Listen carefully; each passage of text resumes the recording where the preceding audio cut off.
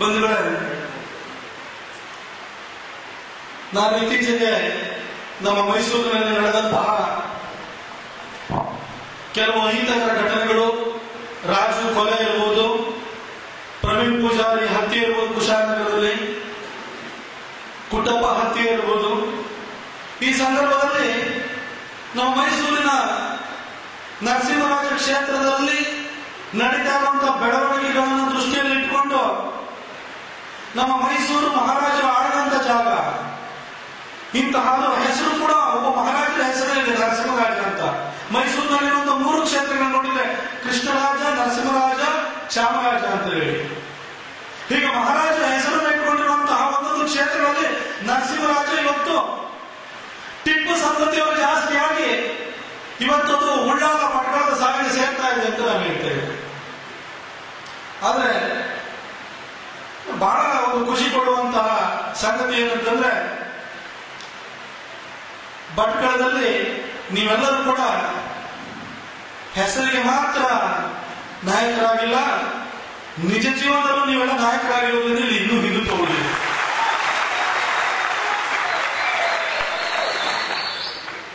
ಬಂಧುಗಳೇ,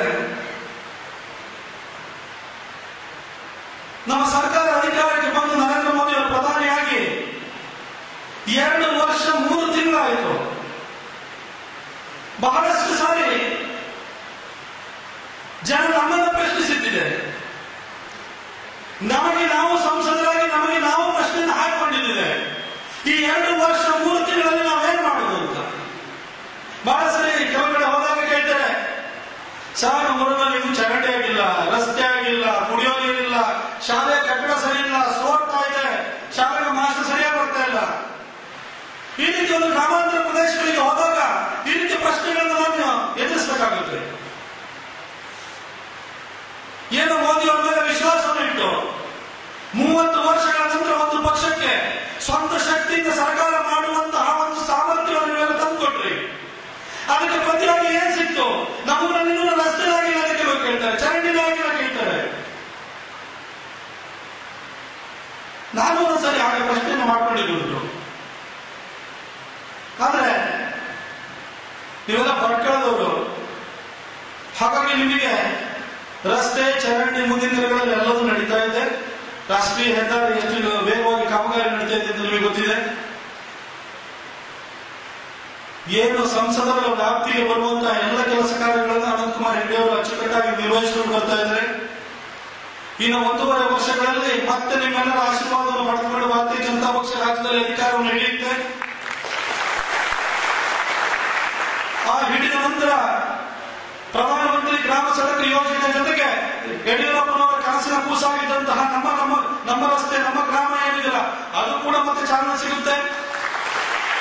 ಮತ್ತೆ ಭಾಗ್ಯಲಕ್ಷ್ಮಿಗೆ ದೊಡ್ಡ ಒಂದು ಉತ್ತೇಜನ ಸಿಗುತ್ತೆ. ಕೆಲ ಕಟ್ಟೆಗಳಿಗೆ ನೀರು ತುಂಬಿಸುವಂತ ಕೆಲಸ ಕಾರ್ಯಗಳು ಆರಂಭವಾಗ್ತದೆ.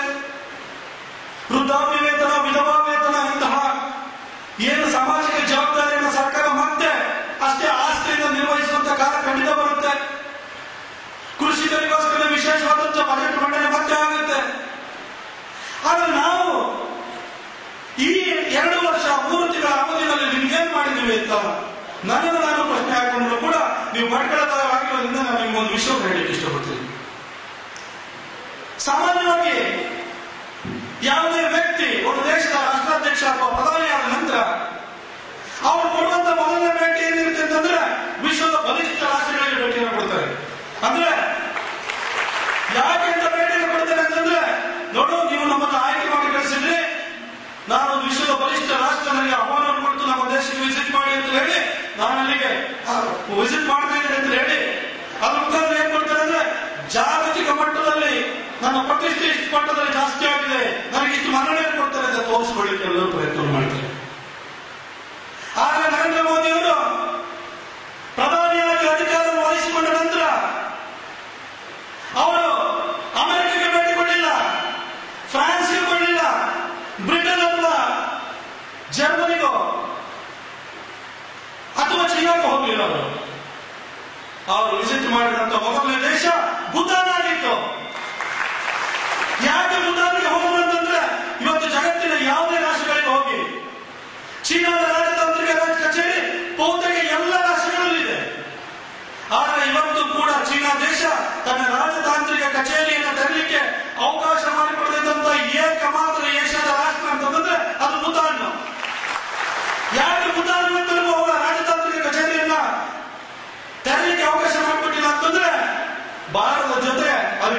ಮಿತ್ರತ್ವ, ಭಾರತದ ಮೇಲಿನ ಪ್ರೀತಿ.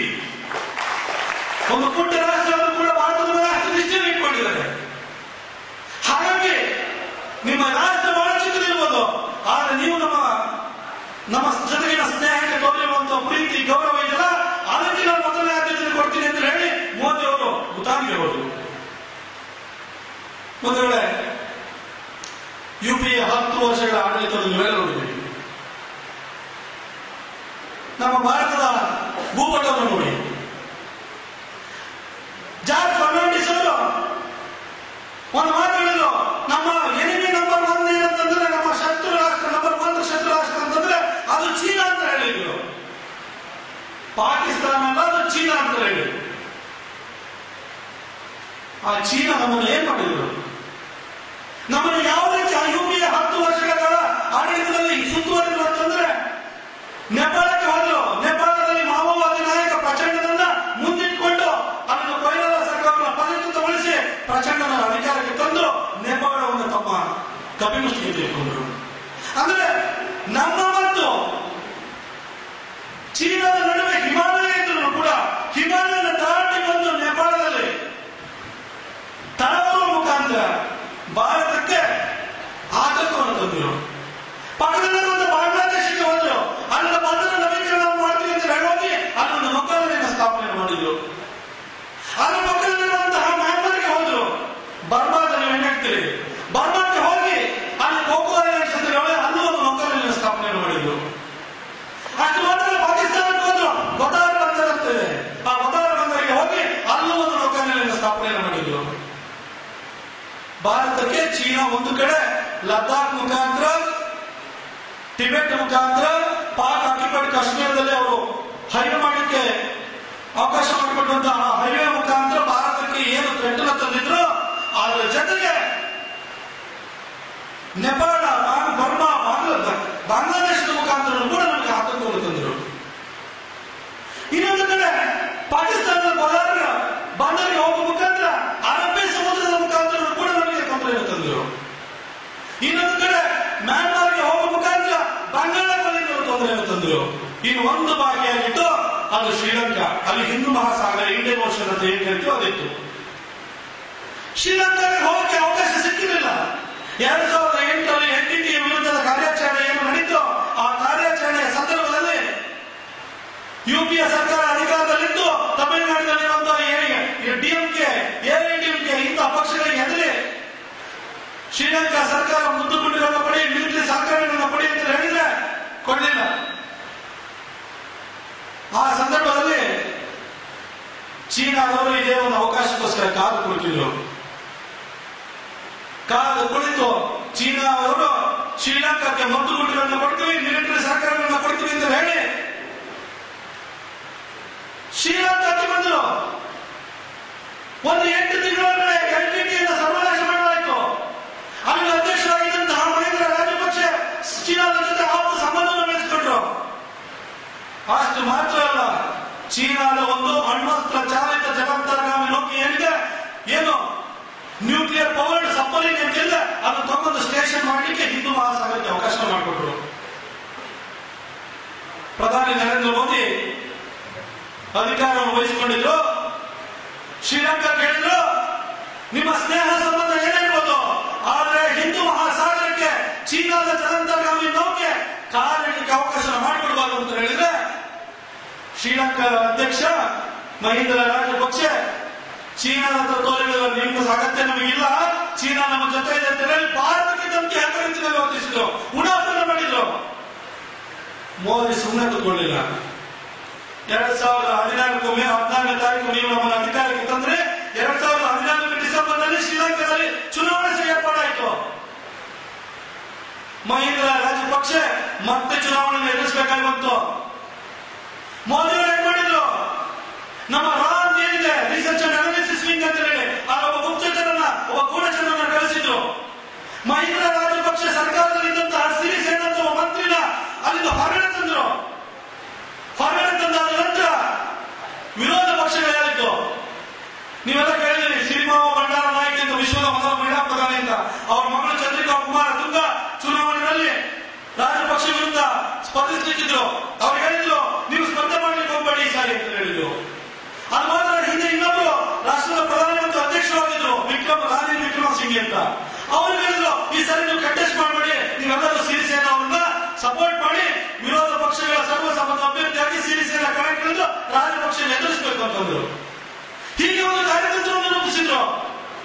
ವಾರ್ ಟೈಮ್ ಪ್ರೆಸಿಡೆಂಟ್ ಯಾರು ಕೂಡ ಶ್ರೀಲಂಕಾದಲ್ಲಿ ಸೋಲಿಗೆ ಸಾಧ್ಯ ಇರಲಿಲ್ಲ. ಅದು ಎಲ್ಟಿಟಿಯನ್ನು ಮಟ್ಟ ಆಗಿದಂತ ಒಬ್ಬ ವ್ಯಕ್ತಿ ಸೋಲಿಗೆ ಸಾಧ್ಯವೇ ಇರಲಿಲ್ಲ. ಆದ್ರೆ ಮೋದಿಯವರ ತಂತ್ರಗಾರಿಕೆ ನೋಡಿ, ಚುನಾವಣೆ ಫಲಿತಾಂಶ ಬಂದಾಗ ಸಿರಿಸೇನಾ ಗೆದ್ದಿದ್ರು, ರಾಜಪಕ್ಷ ಸೋತಿದ್ರು. ಸೋತ ನಂತರ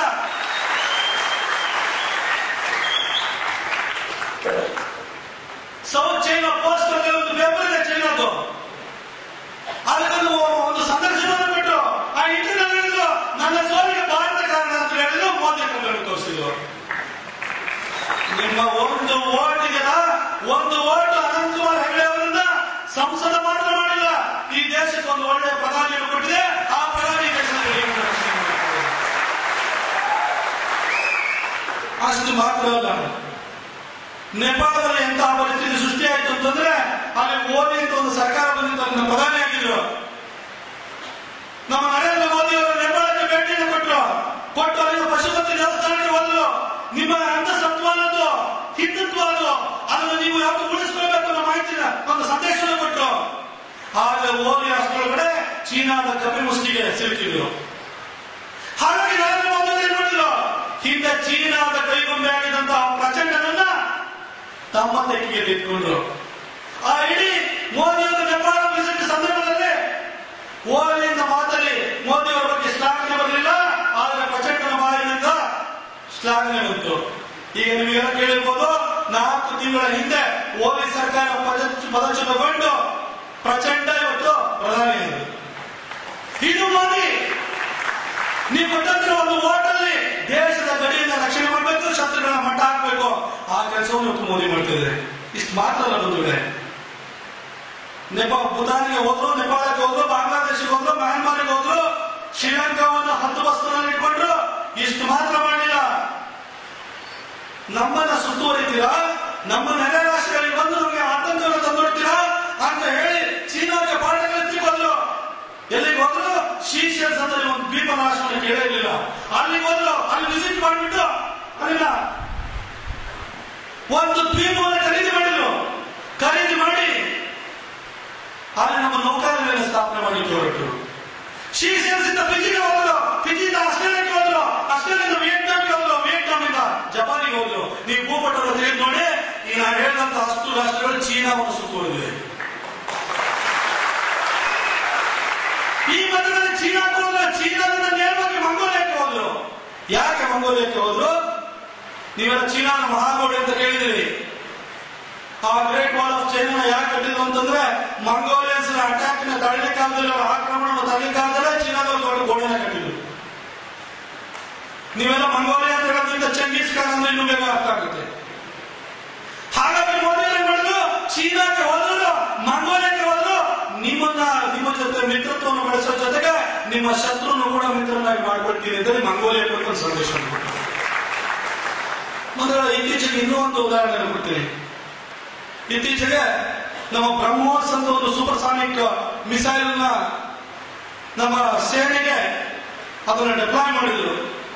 ಆ ಸಂದರ್ಭದಲ್ಲಿ ಆ ಬ್ರಹ್ಮೋಸ್ ಕ್ಷಿಪಣಿಗಳನ್ನ ಅರುಣಾಚಲ ಪ್ರದೇಶದ ಗಡಿ ಉದ್ದಕ್ಕೂ ಹೋಗಿ ನಿಯೋಜನೆಯನ್ನು ಮಾಡಿದ್ರು.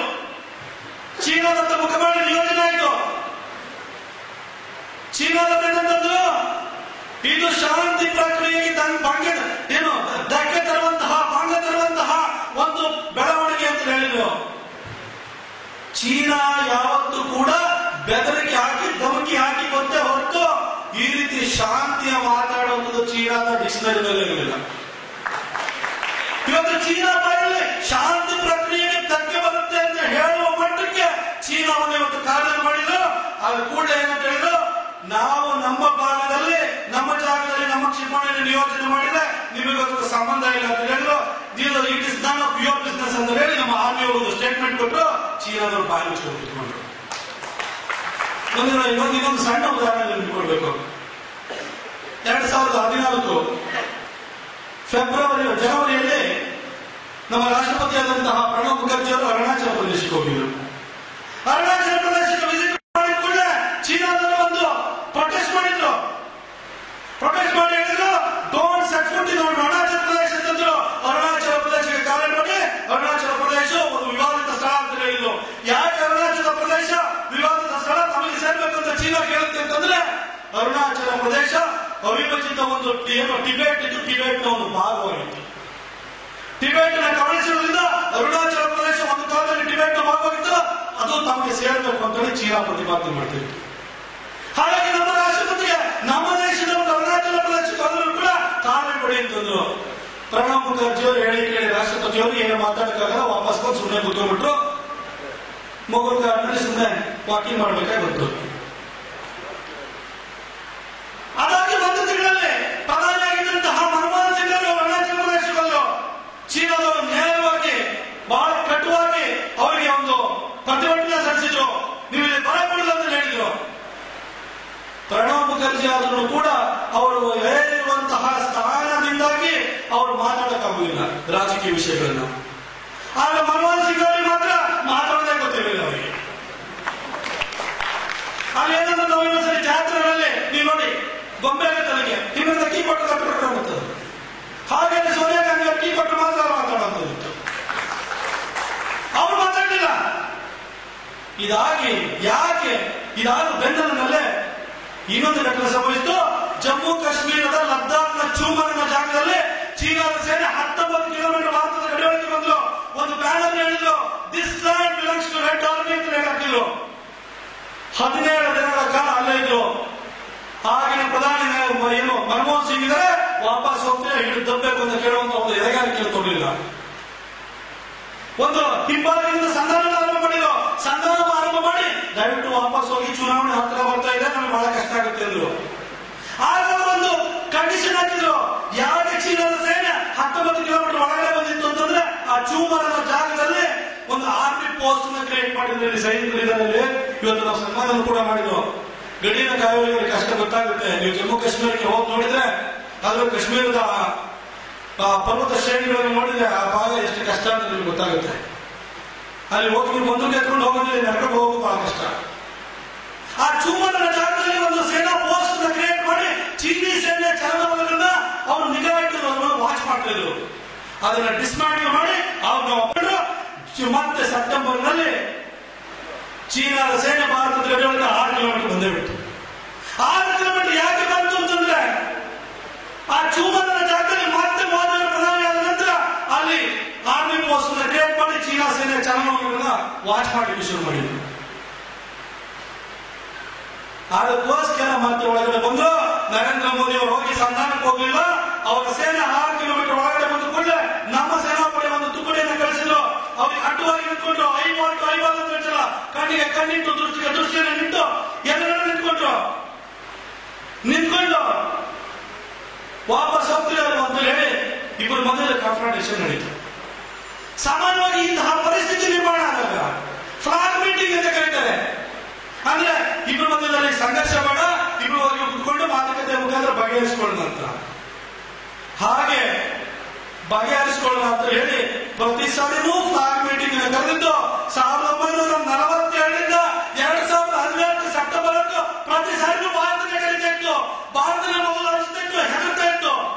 ಆದ್ರೆ ಈ ಸಾರಿ ಸ್ವತಂತ್ರ ಭಾರತದ ಇತಿಹಾಸದಲ್ಲಿ ಮೊದಲನೇ ಸಾರಿ ಫ್ಲಾಗ್ ಮೀಟಿಂಗ್ ಕರೆದಿದ್ದು ಭಾರತ ಅಲ್ಲ, ಚೀನಾ. ಇವತ್ತು ಚೀನಾವನ್ನ ಯಾವ ರೀತಿ ಹೆಡೆಮುರಿ ಕಟ್ಟಿದ್ದಾರೆ ಅಂತ ಹೇಳಿ ನೀವೆಲ್ಲ ನೋಡಿದ್ರಿ. ಇತ್ತೀಚೆಗೆ ನ್ಯೂಕ್ಲಿಯರ್ ಸಪ್ಲೈಯರ್ಸ್ ಗ್ರೂಪ್ ಅಂತ ಇದಕ್ಕೆ ಮೆಂಬರ್ಶಿಪ್ ಬೇಕು ಅಂತ ಮೋದಿ ಅವರು ಬಹಳ ಹೋರಾಟ ಮಾಡ್ತಾ ಇದ್ದಾರೆ. ಡಿಸೆಂಬರ್ 2 ಸಿಗುತ್ತೆ ಅಂತ. ಯಾಕೆ ಹೋರಾಟ ಮಾಡ್ತಾ ಇದ್ದಾರೆ, ಏನಪ್ಪ ಈ ಮೆಂಬರ್ಶಿಪ್ ಅಂತ ನಿಮ್ಗೆ ಅನ್ಸ್ಬೋದು. ಭಾರತ ದೇಶದ ಇವತ್ತು ಅಣ್ವಸ್ತ್ರ ತಂತ್ರಜ್ಞಾನ ಇದೆ, ಕ್ಷಿಪಣಿ ತಂತ್ರಜ್ಞಾನ ಇದೆ. ನಮ್ಮ ಕ್ಷಿಪಣಿ ತಂತ್ರಜ್ಞಾನವನ್ನು ಬೇರೆ ದೇಶಗಳಿಗೆ ಕೊಡ್ಬೇಕಂತಂದ್ರೆ ಈ ನ್ಯೂಕ್ಲಿಯರ್ ಸಪ್ಲೈಯರ್ಸ್ ಗ್ರೂಪ್ಗೆ ಮಾತ್ರ ಒಂದು ಸ್ಪೆಷಲ್ ಪ್ರಾವಿಷನ್ ಇದೆ. ಆದ್ರೆ ನಮಗೆ ಬರುತ್ತೆ. ನಮಗೆ ಬಂದಾಗ ಮಾತ್ರ ನಮ್ಮ ಮಿತ್ರ ರಾಷ್ಟ್ರಗಳಿಗೆ ನಮ್ಮ ಹತ್ರ ಇರುವಂತಹ ಕ್ಷಿಪಣಿಗಳನ್ನ ಆ ತಂತ್ರಜ್ಞಾನವನ್ನು ಕೊಡ್ಲಿಕ್ಕಾಗುತ್ತೆ. ಈಗ ಆಲ್ರೆಡಿ ಮೋದಿ ಅವರು ಘೋಷಣೆ ಮಾಡಿದ್ರು, ವಿಯೆಟ್ನಾಂಗೆ ನಮ್ಮ ಬ್ರಹ್ಮೋಸ್ ಕ್ಷಿಪಣಿಗಳನ್ನ ಕೊಡ್ತಾ ಇದೀವಿ ಅಂತ. ಯಾಕೆ ಬ್ರಹ್ಮೋಸ್ ಕ್ಷಿಪಣಿಗಳನ್ನ ಕೊಡ್ತೀವಿ ಅಂತ ಹೇಳಿದ್ರೆ ಚೀನಾ ಮತ್ತು ವಿಯೆಟ್ನಾಂ ಮದುವೆ ಸ್ಪಾಟ್ ಐಲ್ಯಾಂಡ್ಸ್ ಅಂತ ಇದೆ. ಅದು ಒಂದು 40 ವರ್ಷಗಳಿಂದ ಸ್ಪಾಟ್ ಐಲ್ಯಾಂಡ್ಸ್ ನಮಗೆ ಸೇರಿದ್ದು ಅಂತ ಹೇಳಿ ಚೀನಾದವರು ನಮಗೆ ಸೇರಿದ್ದು ಅಂತ ಹೇಳ್ತಾರೆ, ವಿಯೆಟ್ನಾಂ ಅವರು ನಮಗೆ ಸೇರಿದ್ದು ಅಂತಾರೆ, ಫಿಲಿಪೀನ್ಸ್ನವರು ನಮಗೆ ಸೇರಿದ್ದು ಅಂತ ಹೇಳ್ತಾರೆ. ಈ ತರ ಮಧ್ಯದಲ್ಲಿ ತಿಕ್ಕಾಟ ನಡೀತಾ ಇದೆ. ಮಲೇಷ್ಯಾದವರು ನಮಗೆ ಸೇರಬೇಕು ಅಂತಾರೆ. ಇತ್ತೀಚೆಗೆ ಚೀನಾದಲ್ಲಿ ಮಾಡಿದ ಆರ್ಟಿಫಿಷಿಯಲ್ ಕೃತಕವಾದಂತಹ ಐಲ್ಯಾಂಡ್ಗಳನ್ನು ಕ್ರಿಯೇಟ್ ಮಾಡಿ ಅವರ ಸೇನಾಪಡೆಯ ಒಂದು ತುಕಡಿಯನ್ನು ತಗೊಂಡೋಗಿ ಇಟ್ಟಿದ್ರು. ಇತ್ತೀಚೆಗೆ ಒಂದು ದಿನದಿಂದ ವರದಿ ಬಂತು, ವಿಯೆಟ್ನಾಂ ವಿಯೆಟ್ನಾಂನವರು ಕೂಡ ಅದ್ರ ಸುತ್ತ ಸೇನೆಯನ್ನು ನಿಯೋಜನೆ ಮಾಡಿದ್ರಂತ. ಯಾಕೆ ನಿಯೋಜನೆ ಮಾಡಿದ್ರು ಅಂತಂದ್ರೆ ಭಾರತ ಅಂತ ಒಂದು ಶಕ್ತಿಯನ್ನ ಅಥವಾ ಒಂದು ಎಳೆಗಾರಿಕೆಯನ್ನ ಪ್ರಧಾನಿ ನರೇಂದ್ರ ಮೋದಿ ಅವರು ವಿಯೆಟ್ನಾಂಗೆ ಕೊಟ್ಟಿದ್ದಾರೆ. ಮೊನ್ನೆ ಕೂಡ G20 ಸಮಿತಿ ಆಯ್ತು. ಅಲ್ಲಿ ಚೀನಾಕ್ಕೆ ಹೋಗೋ ಮೊದಲು ವಿಯೆಟ್ನಾಂಗೆ ಹೋಗಿ ವಿಯೆಟ್ನಾಂನಿಂದ ಚೀನಾಕ್ಕೆ ಹೋದ್ರು. ಅಂದ್ರೆ ಇದನ್ನೆಲ್ಲ ಯಾಕೆ ಹೇಳಿದ್ರು ಬಂದಿವೆ ಮೋದಿಯವರು, ನೀವೆಲ್ಲ ನೋಡಿದ್ರಿ ಅಮೆರಿಕದಿಂದ ಭಾರತಕ್ಕೆ ಬರ್ಬೇಕಾದ್ರೆ ಜೆಟ್ಲಾಗ್ ಒಂದು 2 ದಿನ ಮಲ್ಕೊಳ್ತಾರೆ ಸಾಮಾನ್ಯವಾಗಿ. ಅಮೆರಿಕದಿಂದ ಬಂದು ಇಳಿದ ಕೂಡಲೇ ಚುನಾವಣಾ ಪ್ರಚಾರಕ್ಕೆ ಹೋಗಿದ್ದು ಮಹಾರಾಷ್ಟ್ರ ಚುನಾವಣೆ ಸಂದರ್ಭದಲ್ಲಿ ನೀವು ನೋಡಿದ್ವಿ. ದಿನದಲ್ಲಿ ಒಂದು 4-5 ಗಂಟೆಗಳ ಕಾಲ ಮಾತ್ರ ನಿಲ್ಲಿಸಿ ಏನು ಕೆಲಸ ಮಾಡ್ತಾರೆ ಅಂತಂದ್ರೆ ನಮ್ಮ ದೇಶದ ಭವಿಷ್ಯ, ನಮ್ಮ ಮುಂದಿನ ತಲೆಮಾರಿನ ಭವಿಷ್ಯವನ್ನು ಕಾಪಾಡಲಿಕ್ಕೋಸ್ಕರ ಈ ಎಲ್ಲ ಕೆಲಸವನ್ನು ಮಾಡ್ತಿರ್ತೀವಿ. ಇವತ್ತು ಎಲ್ಲೇ ಹೋಗಿ ನೀವು ನೋಡಿ, ನಾವು ಭಾರತೀಯ ಅಂತ ಹೆಮ್ಮೆಯಿಂದ ಹೇಳ್ಕೊಳ್ಬೇಕು ಅಂತ ಒಂದು ಪರಿಸ್ಥಿತಿ ಇವತ್ತು ನರೇಂದ್ರ ಮೋದಿ ನಿರ್ಮಾಣ ಮಾಡಿದ್ದಾರೆ. ವಾಜಪೇಯಿ ಅವರು ಪ್ರಧಾನಿಯಾಗಿದ್ದಾಗ ಬೀದಿನಲ್ಲಿ ಹೋಗಬೇಕಾದ್ರೆ ನಮ್ಮ ಪ್ರಧಾನಿ ವಾಜಪೇಯಿ ಅಂತ ಹೇಳಿ ಹೆಮ್ಮೆಯಿಂದ ಬಿಜೆಪಿ ಕಾರ್ಯಕರ್ತ ಹೋಗ್ತಿದ್ದೆ. ಯಾಕೆಂದ್ರೆ ವಾಜಪೇಯಿ ಅಂತ ಒಬ್ಬ ಮಹಾನ್ ವ್ಯಕ್ತಿ ನಮ್ಮ ಪಕ್ಷ ದೇಶಕ್ಕೆ ಪ್ರಧಾನಿಯಾಗಿ ಕೊಟ್ಟಿದ್ದೀವಿ ಅಂತ ಹೆಮ್ಮೆ ಪಡ್ತಾ ಇದ್ರು. ಇವತ್ತು ಅಷ್ಟೇನೆ ನರೇಂದ್ರ ಮೋದಿ ಅಂತಹ ಒಬ್ಬ ಗಂಡು ಮಗನನ್ನ ಈ ದೇಶಕ್ಕೆ ಪ್ರಧಾನಿಯಾಗಿ ಕೊಟ್ಟಿದ್ದೀವಿ. ಆ ವ್ಯಕ್ತಿ ಇವತ್ತು ವಿಶ್ವ ಮಟ್ಟದಲ್ಲಿ ಭಾರತದ ಖ್ಯಾತಿಯನ್ನ ಹೆಚ್ಚಿಸ್ತಾರೆ ಅನ್ನೋದನ್ನ ನೀವತ್ತು ಅದ್ರ ಯೋಚನೆ ಮಾಡಿ ನೀವು ಹೆಮ್ಮೆಯನ್ನು ಪಡ್ಬೋದು. ವಿವೇಕಾನಂದ ಒಂದು ಮಾತು ಹೇಳಿದ್ರಲ್ಲ, ಒಂದು ದಿನ ಭಾರತ ಜಗನ್ಮಾತೆಯಾಗಿ ಹೊರಹೊಮ್ಮುತ್ತೆ ಅಂತ ಹೇಳಿ ಆ ಹೊರಹೊಮ್ಮೋದಕ್ಕೆ ಆ ಪ್ರಕ್ರಿಯೆ ಅಭಿಯಾನ ನರೇಂದ್ರ ಮೋದಿ ಅವರ ಮುಖಾಂತರ ಪ್ರಾರಂಭವಾಗಿದೆ. ಬಂಧುಗಳೇ, ಮುಂದಿನ ದಿನಗಳಲ್ಲಿ ಸಾಕಷ್ಟು ಬದಲಾವಣೆಗಳಾಗುತ್ತೆ. ಒಂದು 2-3 ನಿಮಿಷದಲ್ಲಿ ಸ್ಥಳೀಯವಾಗಿ ಒಂದು ವಿಚಾರ ಹೇಳಬೇಕು ನಿಮಗೆ. ನರೇಂದ್ರ ಮೋದಿ ಅವರನ್ನ ಬಹಳಷ್ಟು ಜನ ಮೇಕ್ ಇನ್ ಇಂಡಿಯಾ ಏನು ಮೇಕ್ ಇನ್ ಇಂಡಿಯಾ ಅಂತ ಕೇಳ್ತಾರೆ, ಏನ್ ಮಾಡಿದ್ದಾರೆ ಅಂತ ಕೇಳ್ತಾರೆ. ಬಂಧುಗಳನ್ನೆಲ್ಲ ಕೇಳಿರ್ಬೋದು. ಈ ಏಂಜಲ್ ಫಂಡಿಂಗ್ ಅಂತ ಅಥವಾ ವೆಂಚರ್ ಕ್ಯಾಪಿಟಲಿಸ್ಟ್ ಅಂತ ನೀವು ಕೇಳಿರ್ಬೋದು. ನಿಮ್ಮ ಹತ್ರ ಒಂದು ಒಳ್ಳೆ ಯೋಚನೆ, ಒಂದು ಒಳ್ಳೆ ಐಡಿಯಾ ಇದೆ ಅಂತಂದ್ರೆ ಯಾರು ತನಿಖೆ ಇರ್ತಾರೆ, ನಿನ್ನ ಹತ್ರ ಐಡಿಯಾ ಇಲ್ಲ, ನನ್ನ ಹತ್ರ ದುಡ್ಡಿದೆ, ನಾನು ದುಡ್ಡು ಹಾಕ್ತೀನಿ, ಐಡಿಯಾನ ಇಂಪ್ಲಿಮೆಂಟ್ ಮಾಡು ಅಂತ ಹೇಳಿ ಆ ಒಬ್ಬ ನಿಮ್ಮ ಹತ್ರ ಐಡಿಯಾ ಇತ್ತು ಅಂದ್ರೂ ಕೂಡ ಅದಕ್ಕೆ ಫಂಡ್ ಮಾಡುವಂತವ್ರು, ಬಂಡವಾಳ ಹಾಕುವಂತವ್ರು ಬೇರೆ ದೇಶಗಳಿದ್ದಾರೆ. ಆದ್ರೆ ಇವತ್ತು ಮಗ ಅವನು ಕಾಲೇಜಿಗೆ ಹೋಗಿ ಡಿಗ್ರಿ ತಗೊಂಡು ಅವನು ಇಂಜಿನಿಯರ್ ಅಥವಾ ಮೆಡಿಕಲ್ ಇನ್ನೇನು ಮಾಡಿರುವಲ್ಲಿ ಅವರು, ಅಥವಾ ಒಂದು BBA ಮಾಡೋಣ ಅಂತ ತಿಳ್ಕೊಳ್ಳಿ. ಮನೆ ಬಂದ್ಬಿಟ್ಟು ಅಪ್ಪ ನನ್ನ ಆಯ್ತು ಇವಾಗ ಒಂದು ಇಂಜಿನಿಯರಿಂಗ್ ಮುಗಿಸಾಯ್ತು, ನಾನು ಸಿವಿಲ್ ಇಂಜಿನಿಯರಿಂಗ್ ಮಾಡಿದ್ದೀನಿ, ಕನ್ಸ್ಟ್ರಕ್ಷನ್ ವರ್ಕ್ ಸ್ಟಾರ್ಟ್ ಮಾಡ್ತೀನಿ, ನನಗೆ ಸ್ವಲ್ಪ ಬಂಡವಾಳ ಬೇಕು, ಇಲ್ಲ ನಾನೊಂದು ಫ್ಯಾಕ್ಟರಿ ಹಾಕ್ತೀನಿ, ನಾನೇನೊಂದು ಉದ್ದಿಮೆನ ಪ್ರಾರಂಭ ಮಾಡ್ತೀನಿ ಅಂತ ಹೇಳಿ ನಿಮ್ಮ ಅಪ್ಪನ ಹತ್ರ ಬಂದು ಮಗ ಕೇಳಿ ಹೇಳ್ತಿದ್ರೆ, ಹುಚ್ಚಿಬಿಟ್ಟದೆ ನೀನು ಓದಿಸಿರುವಂತದ್ದು, ಹೋಗಿ ಯಾವ್ದಾದ್ರು ಇನ್ಫೋಸಿಸ್ ವಿಪ್ರೋನು ಟೆಕ್ಸಾಸ್ ಇನ್ಸ್ಟ್ರೂಮೆಂಟ್ಸ್ ಎಲ್ಲ ಕೆಲಸ ಮಾಡಿ ನೋಡಿ ಸೆಟ್ಲ್ ಆಗುವಂತ ನನ್ ಮಾಡೋದು, ಇದನ್ನ ಯಾವ್ದಾದ್ರು ಹುಚ್ಚುಚ್ಚು ಐಡಿಯಾ ತಗೊಂಡ್ಬಂದಿದ್ಯಾ, ದುಡ್ಡು ಕಳೆಯಕ್ ಬಂದಿದ್ಯಾ ನೀವು ಅಂತ ಬೈತಾರೆ. ಅಪ್ಪನ ಹತ್ರ ಕೋಟಿ ಇದ್ರು ಕೂಡ ಮಗನಿಗೆ ಬಂಡವಾಳ ಹಾಕಲ್ಲ. ಹೋಗಿ ಕಂಪನಿನಲ್ಲಿ ಕೆಲಸ ಮಾಡಿ ಚಾಕರಿ ಮಾಡೋ, ನಾವು ಉದ್ಯೋಗ ಯಾರು ಕೊಡ್ತಾರಲ್ಲ ಅವ್ರ ಹತ್ರ ಹೋಗಿ ಅಪ್ಲಿಕೇಶನ್ ಇಟ್ಕೊಳ್ಳೋದಕ್ಕೆ ನಾವು ಕರಿತೀವಿ. ಇನ್ನ SC ST OBC ಅವ್ರ ಕಥೆ ನಾವು ಯೋಚನೆ ಮಾಡಿ, ಭಾರತದ ಬೆನ್ನಿಗೆ ಕಟ್ಕೊಂಡು ಬಂದ್ರೆ ಹುಟ್ಟಿ ಬಂದಂತಹ ನಮ್ಮ ಹಿಂದುಳಿದ ವರ್ಗದ ಕಥೆ ಏನಾಗಬೇಕು. ಅವರ ಮಗನಲ್ಲಿ ಒಂದು ಐಡಿಯಾ ಇತ್ತು ಅಂತಂದ್ರೆ ಅವ್ರಿಗೆ 3 ಹೊತ್ತು ತಿನ್ನೋದೇ ಕಷ್ಟವಾಗಿರುತ್ತೆ. ಇನ್ನು ಐಡಿಯಾ ಇಂಪ್ಲಿಮೆಂಟ್ ಮಾಡೋದಕ್ಕೆ ಯಾರು ಕಾಸು ಕೊಡ್ತಾರೆ? ನಮ್ಮಲ್ಲಿ ಇವತ್ತು ಕೂಡ ನಿಮ್ಮ ಹತ್ರ ಏನಾದ್ರು ಒಂದು ಬುದ್ಧಿವಂತಿಕೆ ಇದೆ, ಕೆಳವರ್ಗದವ್ರು ಆಗಿದ್ದಾರೆ ಅಂತಂದ್ರೆ ನಿಮ್ಮ ಬುದ್ಧಿವಂತಿಕೆ ಬೇಕಾದ್ರೆ ಜೀತಿ ಕೇಳ್ತಾರೆ ನಮ್ಮ ಜನ, ಹೊರತು ಯಾವತ್ತೂ ಕೂಡ ಮನೆ ಹಾಕಿಲ್ಲ. ಆದ್ರೆ ಈ ಕಷ್ಟ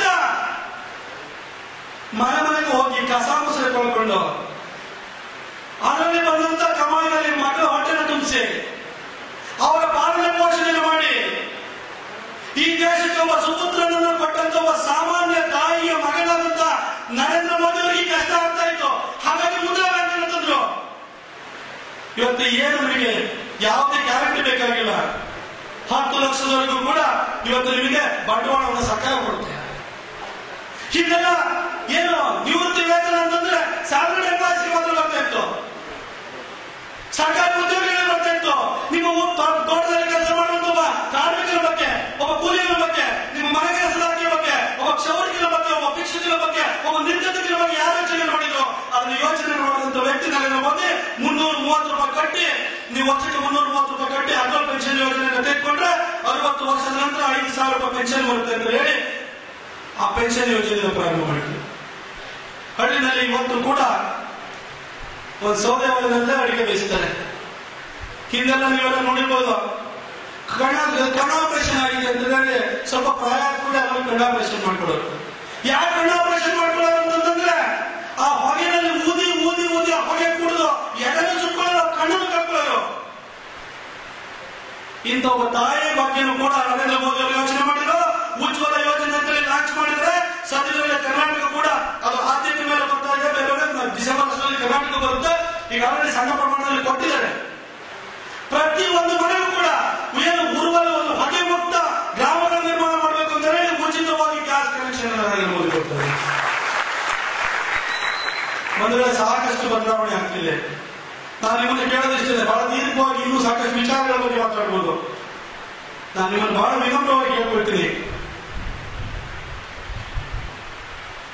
ಇವತ್ತು ಮೋದಿಯವರು ನಮ್ಮ ದೇಶದ ಈ ನೆಲದ ವಿದ್ಯಾವಂತ ಯೋಗವನ್ನ ವಿಶ್ವಸಂಸ್ಥೆಯ ಮುಂದಿಟ್ಟು 177 ರಾಷ್ಟ್ರಗಳಿಂದ ಅದಕ್ಕೆ ಒಪ್ಪಿಗೆಯನ್ನು ಪಡೆದುಕೊಂಡು ಕಳೆದ ಮೊನ್ನೆ 197 ರಾಷ್ಟ್ರಗಳ ಆಚರಣೆಯನ್ನು ಮಾಡಿದ್ರು ಜೂನ್ 21ನೇ ತಾರೀಕು. ಒಂದು ಕಡೆ ಈ ದೇಶ ಒಂದು ಸಾಂಸ್ಕೃತಿಕ ರಾಷ್ಟ್ರೀಯವಾದ ಅಂತ ಏನಿಲ್ಲ, ಸಾಂಸ್ಕೃತಿಕ ರಾಷ್ಟ್ರವಾದವನ್ನು ಕೂಡ ಅದನ್ನು ಮಾಡ್ತಿಲ್ಲ. ನಮ್ಮ ಬಡಬಗ್ಗರ ಬಗ್ಗೆ ಮಾಡ್ತಿಲ್ಲ, ದೇಶದ ಗಡಿಗಳ ಬಗ್ಗೆ ಕೂಡ ನೆನಪಿಲ್ಲ, ಮಾಡ್ತಿಲ್ಲ. ಅವರು ಎಲ್ಲ ಕೆಲಸ ಮಾಡ್ತಾರೆ. ಎಷ್ಟೋ ಜನ ನಮ್ಮ ಸೈನಿಕರು ಇದ್ದಾರೆ, ಕೈ ಕಾಲದಲ್ಲಿ ಊನ ಮಾಡ್ಕೊಂಡು ಹೋಗಿದ್ದಾರೆ.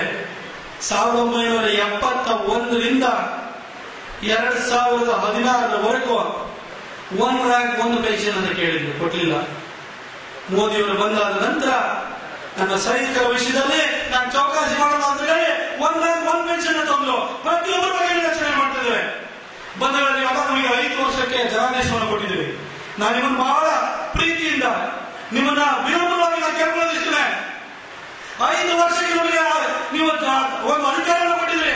5 ವರ್ಷಗಳವರೆಗೂ ನೀವು ಮಧ್ಯದಲ್ಲೇ ಏನು ಮಾಡಿಲ್ಲ ಅಂತ ನೋಡಿ, ನೀವು 5 ವರ್ಷಗಳವರೆಗೂ ನೀವೇ ನಮ್ಮನ್ನ ಗೆಲ್ಲಿಸಿ ನಮ್ಮನ್ನ ಅಧಿಕಾರಕ್ಕೆ ತಗೊಂಡು ಕೂರಿಸಿದ್ರೆ 5 ವರ್ಷದವರೆಗೂ ನೀವು ನಮ್ಮನ್ನು ಗೆಲ್ಲಿಸುವಾಗ ಯಾವ ಪ್ರೀತಿ ಗೌರವವನ್ನು ತೋರಿಸಿದ್ರು, ನಮ್ಮ ಮೇಲೆ ವಿಶ್ವಾಸ ಇಟ್ಟು, ಅದೇ ವಿಶ್ವಾಸ ಜೊತೆಗೆ 130 ಕೋಟಿ ಭಾರತೀಯರು 5 ವರ್ಷ ಒಂದು ಸಕಾರಾತ್ಮಕ ಭಾವನೆ ಜೊತೆ ನರೇಂದ್ರ ಮೋದಿ ಮತ್ತು ಅವರ ಸರ್ಕಾರ ಜೊತೆ ಹೆಜ್ಜೆ ಹಾಕ್ತಂತಂದ್ರೆ ಈ ಭಾರತ ಜಗನ್ಮಾತೆಯಲ್ಲಿ ಹೊರಹೊಮ್ಮೋದ್ರಲ್ಲಿ ಯಾವ ಸಂಶಯವೂ ಇಲ್ಲ.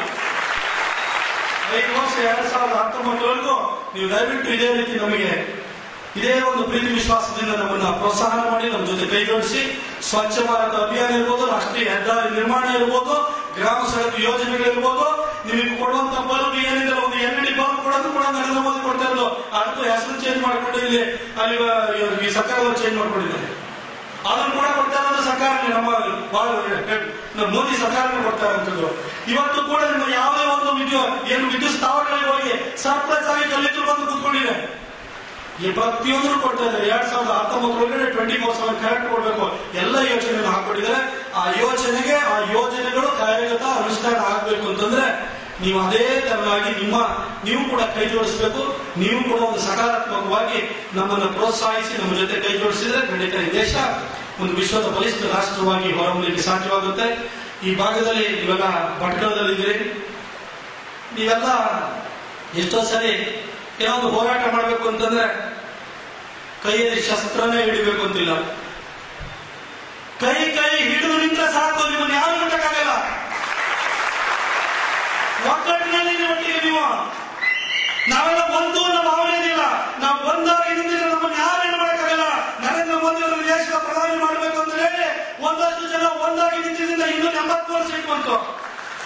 ಅದೇ ರೀತಿ ನೀವು ಒಂದಾಗಿದ್ರೆ ಭಟ್ಕಳವನ್ನ ಆ ಹೆಸರು ಜೈನ ಮುನಿ ಹೆಸರು ಏನಿದೆ ಅದು ಒಂದು ಅಹಿಂಸೆಯ ಒಂದು ನೆಲೆಯಾಗಿ ಮತ್ತೆ ನಾವು ಸ್ಥಾಪನೆಯನ್ನು ಮಾಡಬಹುದು. ಮತ್ತೆ ನಮ್ಮ ಏನು ಅಹಿಂಸಾ ಪ್ರಮೋ ಧರ್ಮ ಅಂತ ಹೇಳ್ತೀವಿ ಅದನ್ನ ಮತ್ತೆ ಮರುಸ್ಥಾಪನೆ ಮಾಡಲಿಕ್ಕೆ ಸಾಧ್ಯವಾಗುತ್ತೆ. ನೀವೆಲ್ಲರೂ ಸಂಘಟಿತವಾಗಿದೆ. ನಿಮಗೊಂದು ಸಮರ್ಥ ನಾಯಕತ್ವ ಯಾವಾಗಲೂ ಕೂಡ ಎಷ್ಟೋ ಸರಿ ಹೇಳ್ತಾರೆ, ಸರ್ ನಿಮಗೊಂದು ಲೀಡರ್ ಸರಿ ಇಲ್ಲ ಸರ್ ಅಂತ ಎಲ್ಲೋ ಕಡೆ ಸುಮಾರು ಕಡೆ ಹೇಳ್ತಾರೆ. ನಿಮಗೆ ಆ ಕೊರತೆ ಯಾವತ್ತೂ ಇಲ್ಲ. ಅನಂತಕುಮಾರ್ ಹೆಗಡೆ ಅವರು ಅವತ್ತು ನಮ್ಮ ದೇಶದ ನೆಲದಲ್ಲೇ ನಮ್ಮ ದೇಶದ ರಾಷ್ಟ್ರಧ್ವಜವನ್ನು ಹಾರಿಸಬೇಕಾದ್ರೆ ಯಾವೊಂದು ಅಪ್ಪಣೆ ಬೇಕು ನಮಗೆ. ಪೊಲೀಸ್ನವರು ಬಂದು ಸರ್ಪಗಳನ್ನು ಹಾಕಿದಂತ ಸಂದರ್ಭದಲ್ಲಿ ಗುಂಡಿಗೆ ಎಲೆ ಕೊಟ್ಟು ಹೋಗಿ ಜೆಂಡವನ್ನು ಇಟ್ಟರು. ಹಾಗಾಗಿ ಇವತ್ತು ವಯಸ್ಸಾಗಿ ನಾಯಕರು ಇಂಥ ನಾಯಕತ್ವವನ್ನು ಕೊಟ್ಟಿದ್ರೆ ಅಂತ ನಾಯಕರಿರುವಾಗ ನಿಮಗೇನು ಹೆದರಿಕೆಲ್ಲ. ನೀವು ಹುಟ್ಟಿನಿಂದ ನಾಯಕರು ಬಹಳ ಚೆನ್ನಾಗಿದ್ದೀರಿ. ನೀವು ಹಾಗಾಗಿ ನೀವೆಲ್ಲರೂ ಸೇರಿ ಒಟ್ಟಿಗೆ ಭಾರತೀಯ ಜನತಾ ಪಕ್ಷವನ್ನು ಕಟ್ಟೋಣ. ಮುಂದಿನ ದಿನಗಳಲ್ಲಿ ನಮ್ಮ ಸರ್ಕಾರವನ್ನು ಅಧಿಕಾರಕ್ಕೆ ತಂದು ಮತ್ತೆ ಈ ನೆಲ ಜಲ ಈ ದೇಶದ ಸಂಸ್ಕೃತಿಯ ಮತ್ತೆ ಅದು ಒಂದು ಉನ್ನತಿಗೆ ಬರಬೇಕು. ಅದಕ್ಕೆ ನೀವೆಲ್ಲರೂ ಕೂಡ ಸಹಕಾರ ಕೊಡಿ. Thank you.